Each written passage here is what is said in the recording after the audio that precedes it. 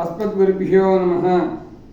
మన ఆంజనేయ స్వామి వారు ఆ మహేంద్రగిరి పర్వతాన్ని, ఆ పర్వతమును తన కుడి పాదముతో గట్టిగా ఒక్కమారు నొక్కి పెట్టారు.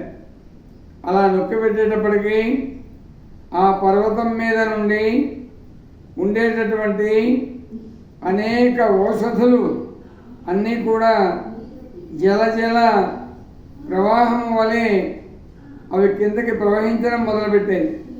అదేవిధంగా ఆ మహేంద్రగిరి పర్వతం మీద అనేక విషసర్పములకు ఆ పర్వతం నిలయమై ఉంది. ఆ పర్వతము యొక్క వాటి యొక్క రాళ్లపై తమ శిరస్సులని బాదుకొని విషసర్పములు విషము కక్కడం మొదలుపెట్టాయి.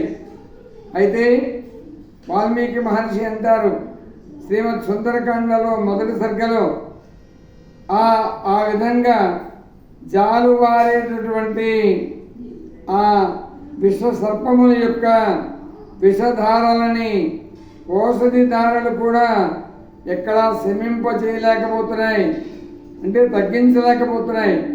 అంతేకాదు అగ్ని జ్వాలలు రాపిడికి పైకి లేస్తున్నాయి.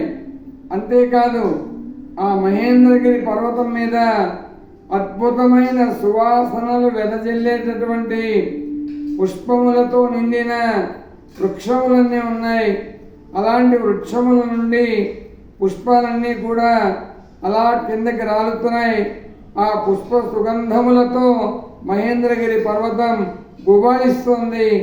ఆ అత్యద్భుతమైన పర్వతం మీద నుండి మరి ఒక పర్వతం పైకి ఎగురుతుందా అన్నట్లుగా రమణీయ కమనీయ దృశ్యాన్ని వాల్మీకి మహర్షి మనందరి చేత చక్కగా దర్శింపజేస్తున్నారు. జై శ్రీమన్నారాయణ.